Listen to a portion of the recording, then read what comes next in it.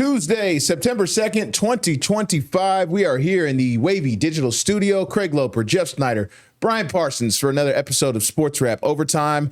Off and running after a huge weekend of college football. Can't be overstated just how big it was. This felt like one of the more marquee opening weekends of college football that like there's been like a decade, like with the top 10 matchups and just the crazy games. And sometimes half the times Alabama's playing Citadel. You know, I didn't feel like there was a ton of those matchups with the big schools. Yeah, how about Alabama? Yeah, that was Florida State. You know, I always say the ACC sometimes I think it's disrespected a little bit. I think they're kind of underrated, man. Sometimes we'll find out. I mean, Florida State was 2-10 last year. Big wins. They beat Alabama in Tallahassee. Funny stat about that, real quick. Kalen DeBoer, 4 unranked losses already in less than 2 seasons as Alabama coach. In 17 years, Nick Saban had 4 unranked losses.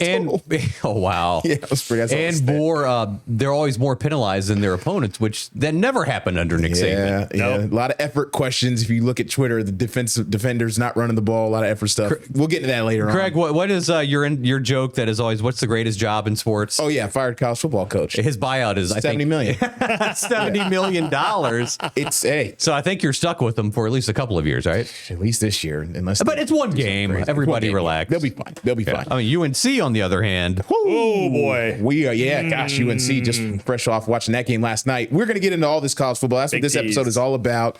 We're going to recap the weekend, starting right here in the 757 locally. We're talking about Norfolk State, the head coaching debut of one Michael Vick, leading the Spartans into this new era. Right, all this hype. 8.5 months he was hired ago, and we've been able to do nothing but just talk about it this whole time. And then finally, Saturday comes around. They kick it off at 6 o'clock against Towson. And it didn't go Michael Vick's way at Dick Price Stadium, right? Towson came in. They were the better team. They had a drive to open the game. It was like 8 plays, 75 yards. The crowd got quiet after that. And Norfolk State, you know, just this is their reality right now. They're not a great team.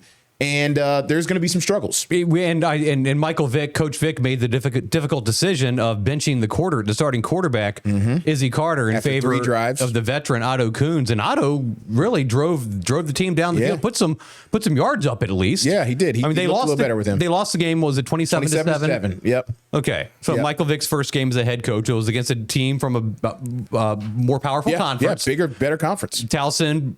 More established. Yeah. More established. Look at it. They look bigger, too. I did a Towson William and Mary game a couple years ago. Towson came to Williamsburg and beat William and Mary. I didn't expect that. But was this a won and loss in the trenches situation, do you think? Definitely. Yeah. Look at the game. Oh, my goodness. Norfolk State's offensive line. I mean, Otto did better handling it, but Izzy had no time back there. Allen Iverson took it in from the sidelines or from the press box. This was towards the end of the game. Did you see the jersey? Yeah. Oh, yeah. Classic. Oh, man. Classic. How cool is that? Yeah, that was like you love to see the 757 guys bond together like that. You know, awesome. Very cool jersey. But, definitely in the trenches, won and lost. Norfolk State's defense, though, although 27 points allowed, they played well in spurts. They created some turnovers. They look good, and I think that's a theme in college football. I don't know how you guys feel. Nice play there. But they always say, you listen to the talking heads, you watch enough college football, early on in the season, most of the time, the defense is always ahead of the offense. That's kind of what they say. Yeah, why do you think that is? I don't know. I think it's because defense is more effort-based. Offense is more schematics and timing. That would be my guess. Like offense is timing, schematics, trying to understand what your quarterback can do well, how your O-line blocks a zone concept or a duo concept or a power, like finding kind of your rhythm, your bearings. But defense is more about line up and run of the ball. It's easier to disrupt timing than it is to time something. Exactly. And let's just talk about what this game meant to Hampton Roads and the atmosphere that it brought. It was a Thursday night. There were 19,000 fans in attendance. Right. Pretty good crowd. Good crowd. What did you think of the excitement? We were there for the live shots at the very least. Yeah, we were there for 4, 5, and 6. It was good. Good excitement. Beautiful night. Just good to feel a type of energy that I haven't felt in that stadium yet. Like it felt like people were actually truly excited to play. Not a huge college football game by any means on the national scale, but a big opportunity for a lot of fans to come back to the stadium that probably haven't been to a game in years and check it out. I mean, I can't tell you in the build up to last week, up to Thursday, how many people I had talked to or walked by at the gym or I went to the barbershop, whatever. It's like people were just talking about Vic and how excited they were. And everybody wanted the ticket. Yes. It's like, hey, look, man, I'm not Ticketmaster. Yeah. You know? Yeah, no. Yeah, can you get me a ticket? Yeah, you can get yourself a ticket by going to the Norfolk State website. Right. And you checked the tickets right when we were about to kick it off. Yeah. A couple hours before. Quite a few. It's a big stadium. It holds on. They have 30, some sections tarped off, so it's probably right around 25,000 now. Right. Definitely. Yeah. Okay, a couple of takeaways from this game if you were watching it on television. Yeah, ESPNU, nationally televised. Okay, Norfolk State. You want to play with the big dogs, right? Yep. You're making this splashy hire. Yep. You're getting national notoriety and national attention.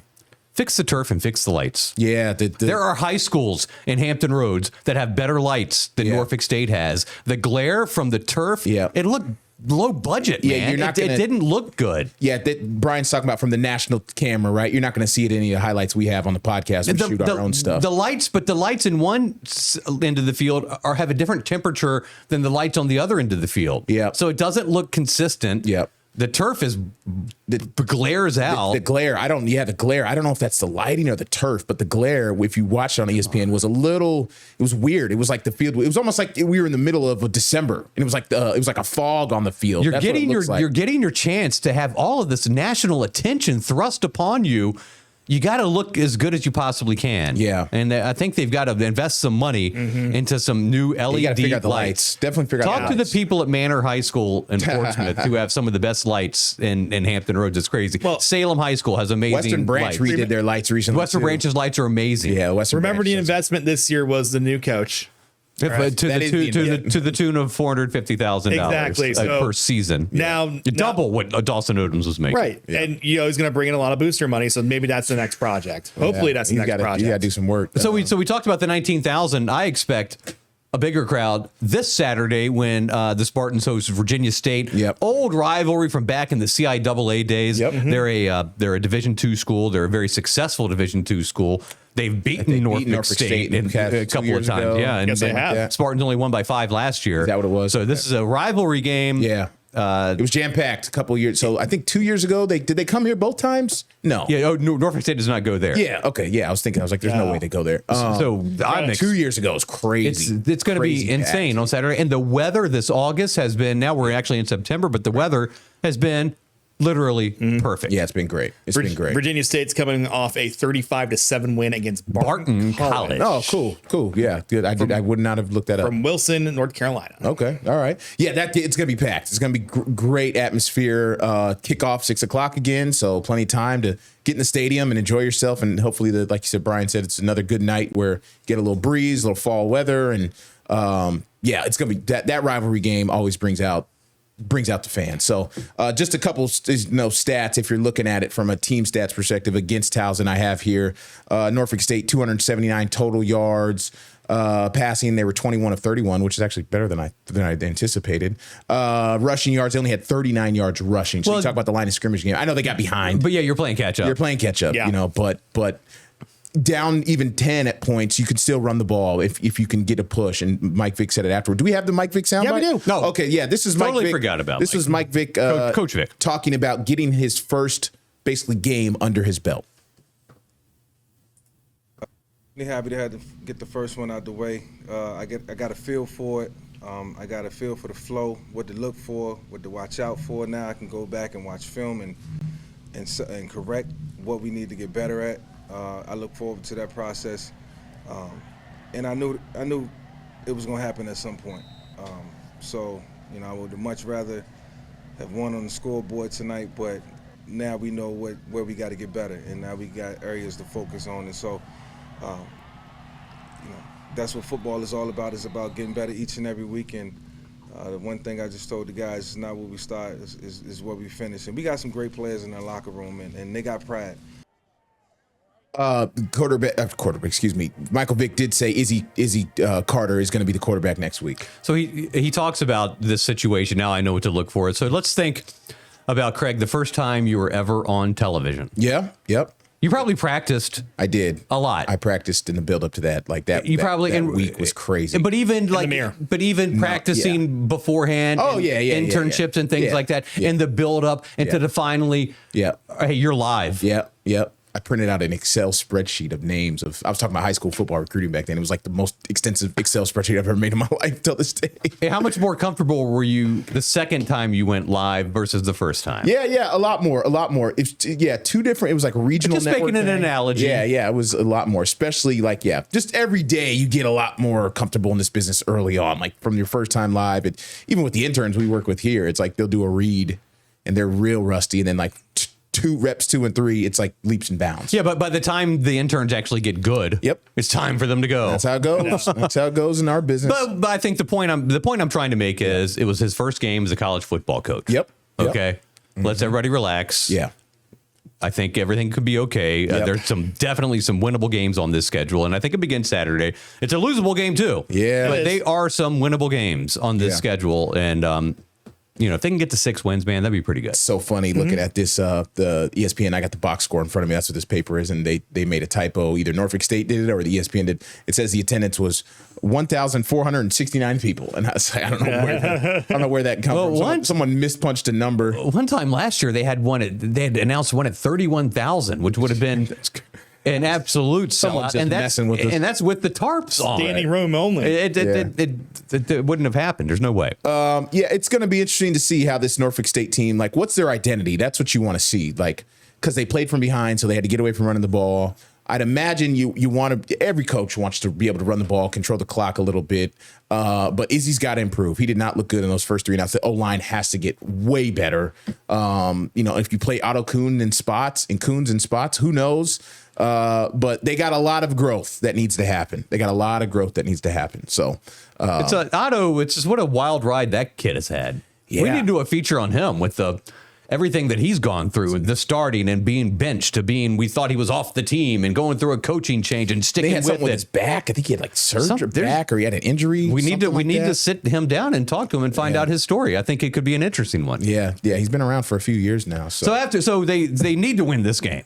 Got to win. Because if you don't win this game, you're staring at 0-3. Because after that, you're at Rutgers. Woo. You're playing a Big Ten school. Ooh. So 1-1 sounds a lot better than 0-2 going to Piscataway. Yeah. They got Rutgers. Man, okay. That's tough. Yeah. And then, then you have your Sacred Heart Wagner, okay? I mean, I'm thinking, all right, we don't know too much about Sacred Heart Wagner. I'm not going to pretend like I'm an expert on Wagner and Sacred Heart football, but that sounds winnable, right? Sounds winnable. Norfolk State should win those games. And then you've got the complete toss-up game, the Battle of the Bay against Hampton, at Hampton. And you've had that game the past few years. Can go either way. It's been crazy. Can go either way. It's such a fun game. Such a good. Is it in Hampton? It's at Hampton. Yep. Awesome. I wish it was at Norfolk State, though. Yeah. They switched. They've been playing what? They've done 3 years in a row now, maybe 4. Hampton, if you're going to the game, get there early. Yeah, we got a few more weeks for that. But yeah, this game right here, Virginia State, man, you would love the Vic. If there was one, like, I don't want to call it a foundational win by any means, but something to get the gears going, to get the fan base excited, it would be the rivalry game this weekend at Dick Price Stadium. Yes. I mean, that would be something like everyone can kind of rally and build around and get everyone feeling good, for the week. Yeah, exactly. Feel good for the week. Yeah. That's all it is. It's a week-by-week thing. It's literally that. Got to go 1-0. Yeah. Right. Speaking of which, when we come back, speaking of going 1-0, when we come back on the other side, we're going to take a break real quick. We're talking all about Old Dominion football in action in Bloomington, Indiana over the weekend against the Hoosiers. Stick around. This is Sports Wrap Overtime. Okay, Sports Wrap Overtime rolls on. We are back. Brian Parsons, Jeff Snyder, Craig Loper here for another edition of the show, another episode. All right, Old Dominion on the road in Bloomington, Indiana, taking on the Hoosiers over the weekend. And another big game for ODU to open the season. Last year was South Carolina. This year it's Indiana. They play the P4 schools.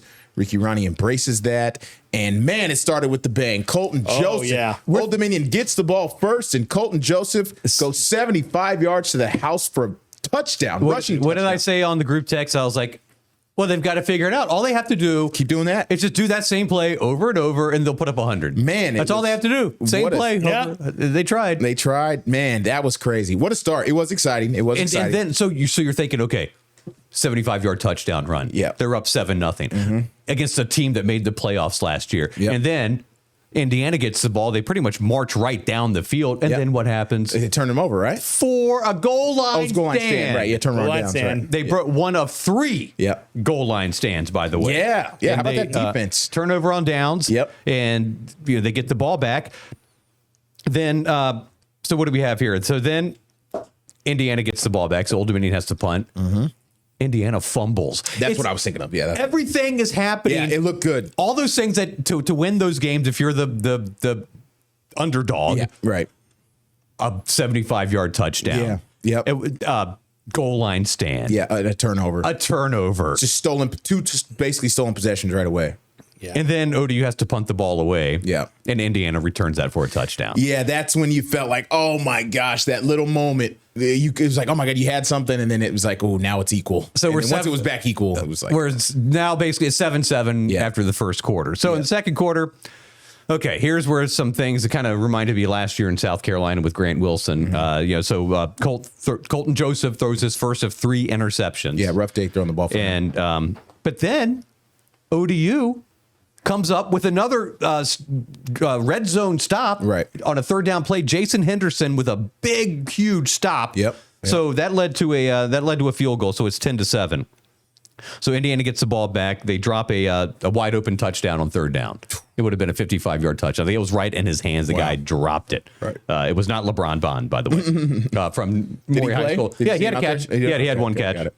So then what do we have here? So then Colton Joseph, another interception. Yeah. Mm-hmm. So you're starting to feel it get, and that put Indiana. They already had it in the red zone at that point. So it was a very, very bad interception. Yep. So that makes territory. It Fernando Mendoza with the touchdown for Indiana. It's 17-7 at half. But hey, yeah, you're right in it, right? 17-7. That's not somewhat. What would you be thinking at halftime if you're Old Dominion and you're down 10? Yeah. No, I mean it's one of them things. For me, I always say when these games with these G5 P4 games, anyone can hang for a half, and it's the second half is when the depth starts to show up. Yeah, and the talent wins going to win out. The talent's going to win out, and the coaching wins out, and all that stuff. So Indiana gets the ball back to start the second half, and they just march right down the field. Kalon Black. Yeah, former Salem High School in Virginia Beach. He's been around. He made it 24-7. He's got to be his 5th or 6th year in college. He's been around. At this point. He has been around. Did he start at JMU? Yeah, he started at JMU, played 3 or 4 years at JMU. Now he's transferred, played 2 years in Indiana. So Indiana gets the ball back. And what do we have here? We have another red zone stop by Old Dominion's defense. Old Dominion's defense has been really interesting. I mean, a couple years ago, I think last year they kind of took a little step back. But overall, man, they bow up at times. And Seiler's got them. They play well. They're fun to watch. I mean, Indiana did have 28 first downs. Old Dominion had 11 first downs. Right. But that's just, the fact that you could come up with 3 stops defensively inside the red zone against a team like this is going to give you hope when you go up against the likes of Troy and JMU and Coastal Carolina, because Old Dominion is not going to see a team this good again this year. All due respect to Virginia Tech. Yeah. Right? Yeah. Virginia Tech. Who knows where they'll be in a couple weeks, but yeah, probably, right? I mean, this is a playoff team from last year. So Colton Joseph, 96 yards passing, no touchdowns through the air, 3 interceptions at a QBR of 50. I'm sorry, let me read that right. 62, 179 yards. Yeah, because he had a 78-yard touchdown in the fourth quarter. Yeah, that was interesting. So that kind of gives you a little hope. You're like, okay, we're average 18 yards a carry. Maybe he should just run the ball the entire time. Yeah, we know he can use his legs. 27-14, right? Like final score. 27-14. So they Old Dominion covered. Did they? Yeah, they only lost by 13. Oh yeah. Sorry, I was doing the line was like 24. Right. No, that's crazy. That's so crazy. By all accounts, they came out of this injury free. That's good, because that always happens, right? When you play these bigger schools and you're trying extra hard and you're getting beat up and you come out with all these injuries after the first game of the season. So Saturday is back on the horse, 6:00, SB Ballard Stadium, North Carolina Central, MEAC powerhouse. Yeah, for sure. Won Oliver. Won 8 games last year. Yep. The year before that, they were Celebration Bowl champs. So they've 2 years. Old Dominion should win the game. Definitely. But they have to play the game, and you never know what's going to happen. You see FCS wins over FBS. It's not going to be a cakewalk. No, by any means. It could be. It should be. It could be. Yeah, it should be on paper. But you got to show up. I mean, they should win 35-10. Yeah, they should. That's what they should win by. But as we saw a couple of years ago, remember that FCS school that came in? Oh God, who was it? Man, I don't even remember the name of the school. Something. Texas A&M, Commerce City, Corpus, something like that. Christi. I think it was Corpus Christi in their name. And I mean, man, they were walking the line on that one. You barely won. It was like 10-9 or something like that. It was bad weather too. bad weather that game. They should not have been that close. Ronnie, and it felt like a loss. Ricky Ronnie asked on Monday about the ODU. I mean, the Indiana lost Indiana.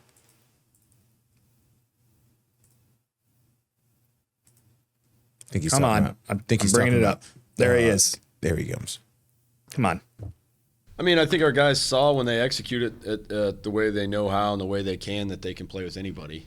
There wasn't anybody who came away from that game happy with the result because every single person in that locker room thought that we were going to win that game. You know, I think when you get to halftime and you're right there and you know what can happen.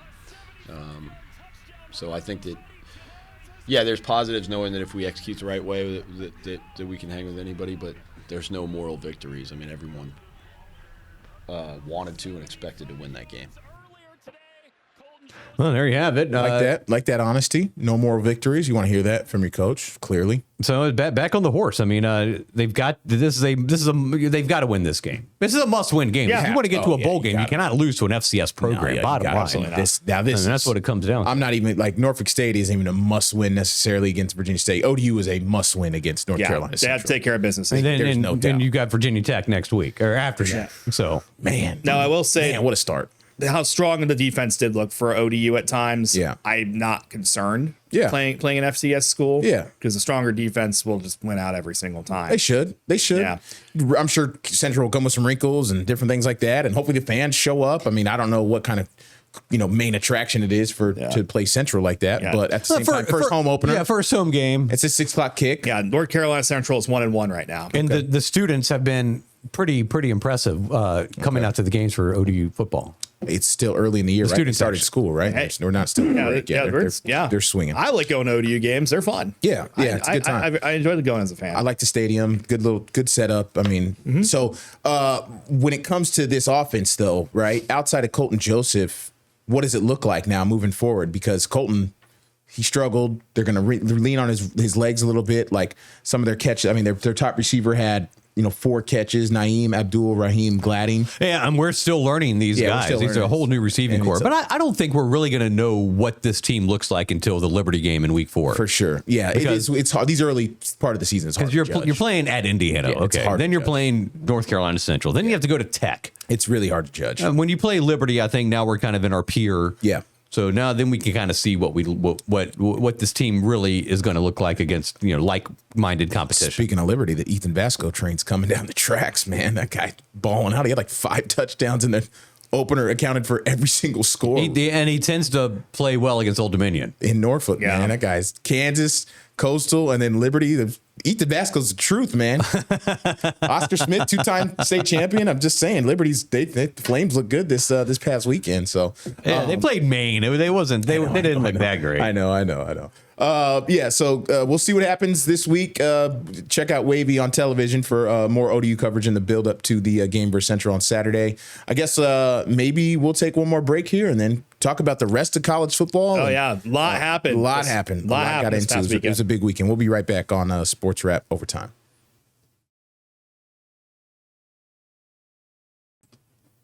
All right, we're back on Sportswrap Overtime. We're locked in for another 25 minutes or so. And getting to the rest of college football locally, just, some cliff notes here. Hampton lost. Yeah, Hampton lost to...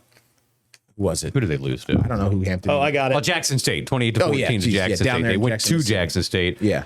Hey, that's a tough game. That's a tough place to play. Jackson State, man, they're good. It's a 30,000 a game kind of situation. So Hampton comes back home on Saturday against Elizabeth City State. That's kind of a little rivalry game, Division II from the CIAA days. For sure. Tribe lose there they were on the road. To Furman. 23-21. So all our local, 757 schools lose on Saturday. Okay, so let's just kind of set the stage here. So it's me, Craig, and James Cotado in the sports department. We're the ones that are out there covering the games, shooting the games, gathering the material. Saturday, Norfolk State plays at home at 6 o'clock. This upcoming Saturday. Old Dominion plays at home at 6 o'clock. Yeah. William & Mary plays at home at 6 o'clock. Hampton plays at home at 6 o'clock. Yeah. Do the math. Yeah. 3 guys, 4 games, same time. Yep. What do you do? Something's got to give. Got to make a choice. We're going to have to figure it out, aren't That's we? coming up. That's what we're going to. We got a few days to figure it out. Those are the quandaries that we run into during football season when but then again, we could have a week where none of them, they're all on the road. Yeah, it is weird. We get 1 week in a year where like maybe 2 where everyone's home. Now, the same time kick is very rare. I don't remember that. Very rare. Because normally we can stagger it throughout the day. We can stagger it. Yeah, but that is this Saturday is a weird one. So all at 6. Every one of them. I don't remember that. All 6 o'clock kicks. That's I don't crazy. remember that ever happening. Like usually you get William and Mary at like 3. Yeah. You know what I'm saying? Usually Or for 4. kicking at 6, it's for like a TV reason, right? I guess. Well, not always. Not always, but like, Yeah. huh. Who knows? In terms of elsewhere around the Commonwealth, UVA opens up the season with a huge win over Coastal Carolina. I don't have the final score off the top of my head here. It was 48-7. Oh, yeah. Yeah, just steamroll right through them. Yeah. I don't know what I was expecting from Coastal. I thought maybe a little more of a fight. Well, I mean, remember a couple of years ago, they were in the conversation because they were so good. Oh, yeah. And Yeah. now they've just fallen off. Chadwell Yeah. left. William and Mary, by the way, a home to the Black Bears of Maine, Coming up. who lost to Liberty. Yeah, right. So UVA's home. They're 2.5 point under. Oh, I'm sorry. They're at NC State and Raleigh. 2.5 point underdogs to Dave Doran's Wolfpack. Okay, all right. 2.5. All right. And NC State beat ECU to open up the season. Oh, good little game right there. I like and that. Tech's got Vandy. Tech's got Vandy. Okay. Yeah. So what did you think about Tech against South Carolina? That's That's a good team, it was good. I mean, they were okay with 23-11. I think was the score. Standalone 3 o'clock game Sunday night. One of 2 games on Sunday night. I was locked in for Tech, South Carolina. I want to see it. It was in Atlanta. Good. I mean, heavy South Carolina crowd, as you can imagine. That would, yeah. It was like the cutaway shots of the crowd were literally. I mean, you could hear it through the mics and the camera whenever South Carolina made a big play. How explosive that place was, and it was an interesting game. Defensive struggle sort of early on. So it was kind of back and forth. The score at one point was Tech had 5. Which is like the rare score in college football. I did see that. I think it was 9-5 was the score. South Carolina's winning, so they had what a way to make a living. They had a safety to score first. They got 2, then they kicked a field goal. So it was like that. You never see a 5 in a football game. So that was very interesting. But kind of a slow game, back and forth, defensive struggle. Second half comes around, Vakari Swain, and I know South Carolina personally because I played with them on the video game for last year on the College Football 25.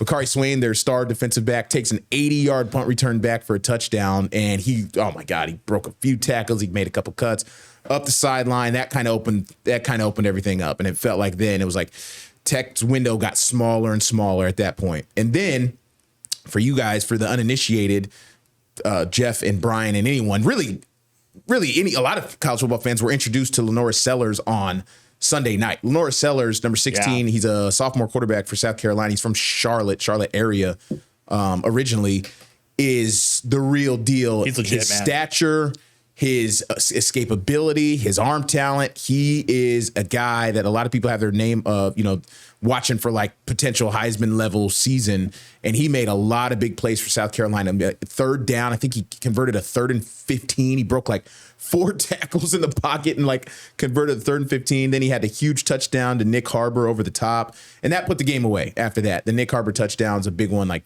50-plus yard touchdown. Nick Harbor is their speedster from South Carolina. Yeah, 3 catches, 99 yards for Harbor. Harbor is a game breaker. I mean, like track speed level guy, but he focused on football this past offseason, so he's like locked in. And Tech couldn't get the running game going. No. Drones look good at times. He had a couple picks. Yeah, but just kind of just inconsistent. I think they're 1-3 now under Brent Pry in season openers. So South Carolina is a better team. I mean, they're ranked 13th in the country. They barely missed the playoffs last year, and Shane Beamer has his team playing confident and looking good. And with Frank in attendance, at the soundbite after the game was, I thought she'd like a special teams touchdown, which he said to his dad, which was awesome. Frank Beaver gave the invocation prior to the game. Really? How about the leading tackler for South Carolina? Yep, right. Yeah, one Fred J.R. Johnson from Maury High School in Norfolk. He wears 0 for them. He had an interception. Unfortunately, 10 tackles. We love Fred with the interception. I don't know if you saw it. He should have stayed in the end zone for a touchback. he brought it out to the 1 yard line, and then Tech got the safety. So I was like, it was one of them things. So like, obviously Fred's great. We covered. He's good. It was a great play, and the instincts want to take you out of the end zone so bad, but he should just went down in the end zone because it caused the safety. It's fast out there. It is. It was super fast. No, he's gonna be a stud, man. I stood next to him at a Maury playoff game last year, state semis against Green Run, and like without pads on, that dude is huge. He's huge. You don't realize how big he is until like you stand next to him, and then imagine when pads on. He's huge. His mom texted me today. Oh, really? Yeah. His mom texted me today and says thanks for talking about Fred on Saturday, on Sunday. Oh, nice. James did the highlight. Oh, very good. Yeah, I appreciated her. We're and then so Shane Beamer gets to beat up his dad's. Shane went to Tech. He went to Tech, played at Tech, grew up in Blacksburg, coached at Tech, 2011 to 2017 or something like that. So the storylines were abound in that game. Atlanta, I've never been there, Mercedes-Benz Stadium, but it's a great venue. Really good spotlight for Virginia Tech. Is it weird seeing Frank in all the South Carolina gear? So yeah, he wore the South Carolina quarter zip, and then he had a Virginia Tech pin underneath the South Carolina logo. Okay. But he did say, they quoted him before the game, one of the commentators, they talked to him and they said, blood is thicker than tenure or something. Blood is thicker than water. Yeah, they say much. it in the, Arn Anderson used to say it all the time. Yes. Blood is thicker than water. It's true. It's his son. Yeah, of course. I mean, my God. Yeah, you gotta support your kid, man. I mean, come on. No, it was a good spotlight for Tech, and it was just 1 of 2 games on. The other one was Notre Dame Miami, which turned out to be a great game on Sunday night. That was fun, down to the wire. 2 classic old rivalries and stuff like that. So Sunday was an awesome day. Isn't it typical that the 3 ranked ACC teams are Miami, Florida State, and Clemson? Yeah. The football blue bloods of the conference. That's it, man. Who knows? Those are the 3. Yeah, Clemson. LSU, if you want to go night. by brand recognition and name and history and things like that. The AP poll was released. I don't know where Clemson dropped after the. I think they're 8th. Let me get it back out here. I have it here. They're 8th. Yeah, check. The LSU jumped to 3. Clemson fell to 8. So Ohio State, Penn State, LSU, Georgia, Miami up to 5. Okay, got it. Clemson was at 4, so they fell to Texas 8. Fell all the way to 7 after that loss to Ohio State. Oh my God, we didn't even talk about. Yeah, we're kind of doing marquee games. Texas, Ohio State. Jeff, you watched it. Yeah, watched it all the way. Very happy with. Oh yeah, you're an Ohio. I'm an Ohio State fan through and through. Very interesting. All the entire. Time everyone's hyping up Arch Manning. Arch Manning's gonna be the first overall pick. Not anymore. Oh my God! 1 game over, it's over. He looked awful. Bust. He looked awful. He did. He looked bad. Craig's calling it. He's calling it already after 1 game. He had 3 good throws the entire game. It was rough. It's rough. And the weird thing with Arch was, I don't know how much you watched the game, but his throwing motion, it's weird. Looks like he kind of like does this sidearm, weird little delivery, and it's like, I don't know. It's a weird thing. But Steve Sarkisian was super conservative play calling in the first half. I mean, it was like run up the middle, and then Arch tried to make a play. It was really weird. It was kind of boring to watch, honestly. I mean, it's 14-7 was the final score. Right. Ryan Day was kind of doing a similar thing. He was being very conservative. Ohio State was super conservative. I love to see the overreactions after the week 1, though. Terrible. Yeah, it's terrible. I mean, imagine the Notre Dame fans last year. Then they lose to Northern Illinois. Oh, was that last year? Yeah. That was last year. Oh God, I thought that was 2 years ago. And then they go to the national championship. The sky is falling. That was last year. The sky is falling. Well, the sky doesn't fall anymore because there's 12 playoff spots. Yeah, for a lot of these teams. No, the week 1, but still, man, it was the overreaction to Arch is too much. Oh God, Paul Feinbaum. Well, I think it's just the attention, the overreaction to how good he potentially is going to, but it's all because of the name, obviously. It's all because of he had, and it's very annoying. He had 2 national television ads in that game, like they were cutting out. It was like like I'd never seen that. I mean, I guess Caleb Williams, when he kind of hit, he was doing those Dr. Pepper commercials. But like it reminded me of watching Mahomes on like a Monday night. State Farm. Like it's weird. It was like I was like, oh, his commercials on already a national ad, and he was doing like an ad for glasses, and he was doing an ad for something else. But he was having a terrible game, and all of a sudden he pops up on a national ad. I'm like, oh wow, this is. And he had one of them was with his dad. I think his dad Cooper was in there. So it was just so interesting to watch that and to see like because I was worried a little bit. It's like is Arch Manning if he's as good as everyone says he's going to be, Ohio State's not winning this game. And he just wasn't. He just wasn't there. No, they had no rhythm on their offense. Zero. And Ohio State's defense looked great. Speaking of overreaction, I mean, there was a lot of overreactions when North Carolina had their first drive against TCU. Man, people, I even think Skip Bayless said something like he did. He tweeted something out like Bill Belichick has a national championship offense.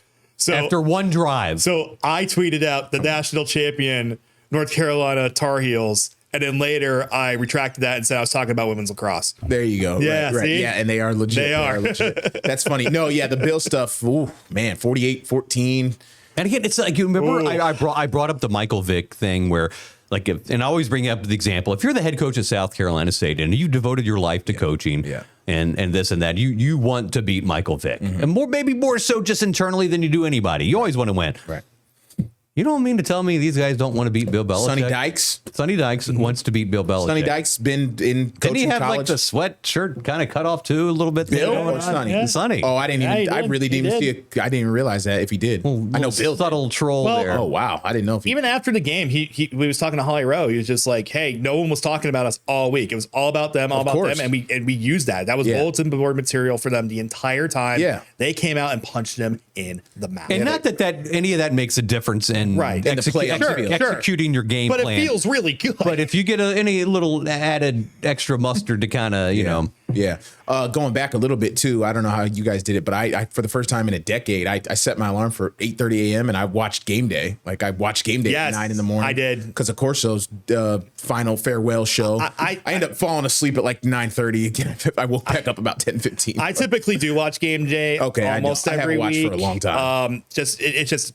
Just because it's on. It's tradition for me. Sometimes I'll have it on in the background if I'm up, but I'm not really watching. I'll tell you, it's not going to be the same anymore. Yeah. But it is time. Saban's not putting on headgear? I don't think so. I don't think he adds a different element though to the show. He does. Yeah. Maybe McAfee's the guy who puts the headgear on now. He's got that. You got it. No, that's you retire it. You retire it. Yeah, that was his thing. It was fitting. Not so fast, my friend. That was his thing. It was fitting that his first pick was Ohio State in '96, and his last pick was Ohio State. All these years later, he went 6-0 on his picks. I saw that. Yeah. Every team he ever coached or was an assistant at was 11-0 on Saturday. Yeah. Like he coached at 11 different spots. They all won. But, shout out to Lee Corso, man. Wow. You talk about, Brian always says, what a life. Like, what a life, man. That guy coaching Navy, Indiana, was an All-American DB at Florida State as a player, coached at Florida State. He worked at a pencil company forever. He was an executive for a pencil company. He brought in the first black player in ACC football history. I didn't know that until I watched the documentary. I forget his name. I did not. From Maryland. I did not know that. He recruited. He was responsible for recruiting the first ever black player to come play football in the ACC. So, and then started kind of dabbling in TV and made a name for himself and got on at ESPN, and all those years later just became an icon. And here's the thing about Lee Corso. When have you ever heard anybody say anything bad or negative about Lee Corso? Never. He's just one of those guys that has universal appeal that everybody just seems to gravitate towards his personality, and everybody loves him. Yeah, everybody loves him. And it's like a Regis or something, you know? Yeah, that's a good comparison. And Lee is like, you see him, 6 months of college football season, and you never see him again until the next college football season. Like he wasn't out there doing anything crazy or trying to, hype himself up or, get himself out there for clout by any means. He just did his job, had a great, someone said in the documentary, he is the mascot for college football. Like coincidentally enough, he was putting on the mascot heads, but he himself was the mascot of college football. Like what he represented, his animation, his mannerisms, his fun, but also his knowledge of the game. Like it was a perfect storm of what he became for everybody, in college football. So enjoy retirement, Lee Corso. Yeah, living legend. It's really not going to be the same. I mean, it's just not. I mean, and I know it was time. He was slowing down. You could tell he was slowing down a little bit. Yeah. And actually a lot of it last season. Right.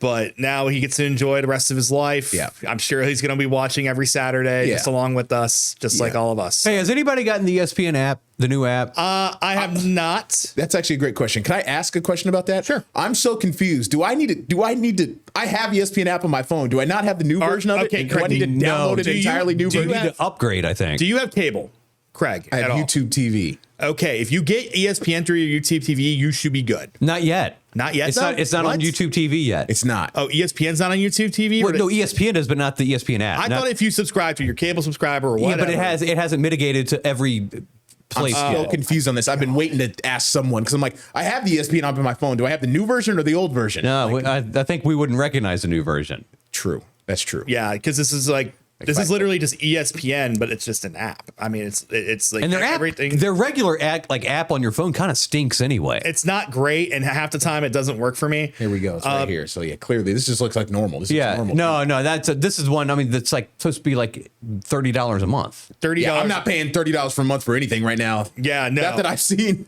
Yeah, but I think with you, I think it eventually will. We will get it through YouTube TV eventually. Hopefully we get it some way because as the host of the 10 Count, Mondays at 11:35. As the host of the 10 Count, ESPN is taking over WWE's PLEs. So I'm gonna have to make a decision here because all their big shows are gonna be on the ESPN app now. Yeah, then the UFC, that deal's gone away with them. Yeah, they're on Paramount now. So UFC's going over like broadcast TV. It's just the splintered environment of the way we consume our sports media now is getting out of hand. Well, isn't it like the NFL? That, like someone did some math and it costs like however much money. $1,200 to watch every NFL game this year. Yep. Matter of fact, I need to look. I think my Sunday ticket thing probably auto renews here pretty soon. I need to look at that. Maybe I didn't renew it because I had it last year and it was great. Hey, at least we get a free game on YouTube on Friday. Is that the one in Brazil? That's the one in Brazil. Oh, they're playing Friday? They're playing Friday. That's the Chiefs? Who is it? Is it the Chiefs? It's I don't remember. I thought it was the Chiefs game. I'm speaking of the ESPN app, I can NFL Brazil. I could pull it up right now. Who's playing over there? So the NFL season kicks off on Thursday. It's night. The Cowboys and the Eagles on Wavy TV 10. Yes, very excited. Yep. I'm so excited for NFL football, guys. Chiefs Chargers in Brazil. Yeah. Okay. Philadelphia, the Super Bowl champions, everybody. Dallas looks a lot different, don't they? Traded away Micah Parsons last week to the Green Bay Packers. Apparently, he might have an epidural for his back to try to get out there week one. I'd just sit him if I was Green Bay. That sounds kind of painful. It's the Chiefs Chargers, by the way. Yeah, Chiefs Chargers, right. Yeah, I would sit Micah Parsons, by the way, if I'm Green Bay in week one. Like, the dude hasn't been out there for training camp for a month. Like, has disaster written all over it. So sit him and let him get some reps under his belt. Yeah. Cowboys, Eagles, though, that's going to do a rating. That's going to do a That's going to do, yeah. Ooh. I don't know if it's going to beat, what was it, a few years ago, the Bucks and Cowboys, Tom Brady and the Cowboys did like a 20. No, it was more. I think it was more than that. I think. Really? Oh yeah. It was ridiculous. More than that? It was a ridiculous number. Yeah. Well, the NFL is the biggest juggernaut there is in television. It is. If you look at the list of like the top 100 rated television programs of a year, right. It's like 99 or 98 of them are NFL games. Right. And I remember one year, the one thing in a presidential election year, the presidential debates will do well. Mm-hmm. The Oscars haven't been performing as well as they used to. Mm-hmm. But I remember one year in the relatively recently, the only non-NFL show in the top 100 was The Masked Singer.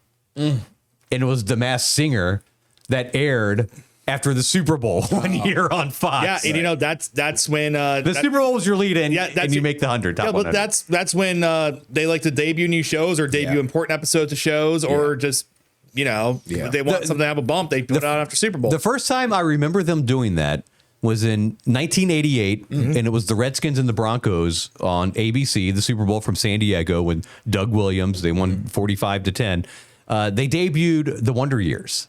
Really? And it was a lot of commercials and stuff like that. So you watch the Super Bowl, and then with my family, we all watched the 88 with my mom and my dad. We watched the Wonder Years, the first ever Wonder Years, and that ended up being an iconic show. See, I thought the Wonder Years was more. I thought they had a run in the early 80s. I didn't know that was late 80s. No, that was a late 80s show. Late 80s into the 90s. A late 80s show, but it was about the 80s. No, the 70s. It was about the late 60s. Oh yeah, sorry. That's what I was getting. It was about the Vietnam War era. Yeah. Because I used to watch the reruns on Nick at Night as a kid. I did too. Yeah. That's how I was introduced to it. So I would have been like great show. 14 years old. That's right. But it was old. about the late 60s. Yeah. Okay, that's where I was getting. Yeah, the father was hilarious. Yeah. I might have to. It's been years. I might have to watch that show again. I remember really liking it. Don't lie to the people. You're not turning on the Wonder Years anytime in the Why wouldn't I? Because you got too much going on. Maybe when football season's over, I'll watch it. It's a great show. It was a good. I remember it's an excellent show. I love it. Very good show. Yeah, that's well. Summer's over. What was your highlight of the summer?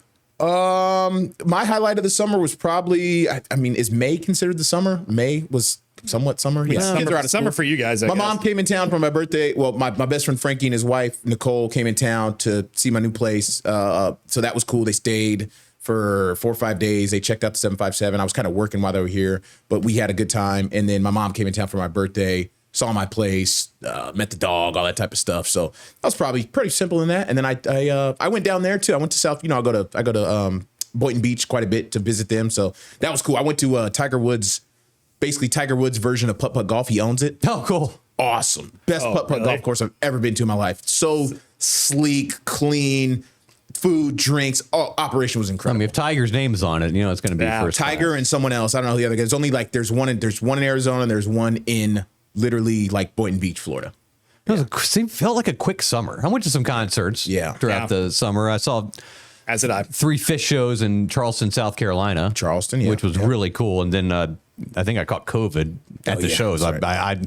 I caught COVID at the shows. Yeah. That wasn't great. These big crowds, man. You're always going to these big crowds. Saw Neil Young at this new amphitheater in Richmond, Allianz Amphitheater. That was pretty cool. Saw 9 Inch Nails last Tuesday in Baltimore at the CFG Bank Arena. That was really cool. And Brian likes concerts. Saw the Outlaw Fest. How about this? The Outlaw Fest. 92-year-old Willie Nelson, crazy. 84-year-old Bob Dylan on the same bill. Unbelievable. That's crazy to me. I'm the most casual of music fans, and that's wild. Willie, 92, man. That's insane. That's actually insane. So how did he sound? Are you wondering? Right. Well, I've already heard this in the office. I've already heard this in the office. He sounded okay. Yeah. For 92, man, he sounded great. Willie Nelson, a legend. There's another living Jeff, legend. what was your highlight of the summer? Highlight of summer? Well, I did get to go home for a little bit, go see my parents, see my family for a few days. That was great. Got to catch a Cleveland Guardians game against the Baltimore Orioles. That's right. Lost because they suck. And I went to a few concerts myself at the Virginia Beach Home Loans Amphitheater. Saw Willow Wayne, saw Kesha, saw Falling in Reverse. 3 completely different genres. And that's how it goes for me, though. I mean, I like a lot of things. I like a lot of music. So you guys, it's so funny to hear you guys you went to a bunch of concerts. You go to concerts. Brian is like, I don't do concerts, man. I don't do. It's got to be like a marquee thing, and I have to I got to know about it. You guys, I don't actively seek out concerts, is what I'm saying. I mean, it helps. I live like a mile away from the. I will go. See a band out of curiosity. Right. I'm saying, but you seek it out. I don't even seek it out. Someone's got to tell me hey, a great one.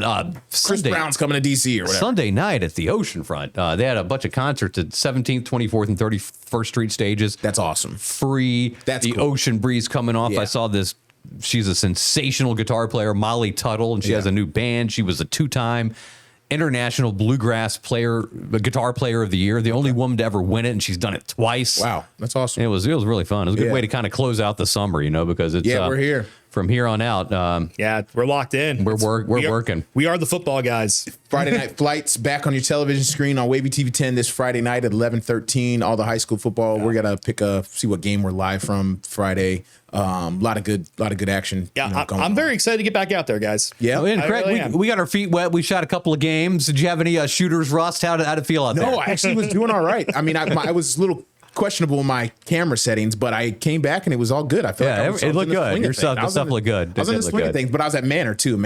There's lights. Manor got the big win. Unbelievable. We got to feature the Mustangs. Yes, because they snapped like a 16-game losing streak. Yeah, when they beat Denby on Friday. Lafayette, that's good. That's it. We're out of time. Went to Smithfield. Smithfield's a great facility too. So all right, that's it. Sportswrap Overtime. We will see you again next week. For Brian Parsons, Jeff Snyder, I'm Craig Loper.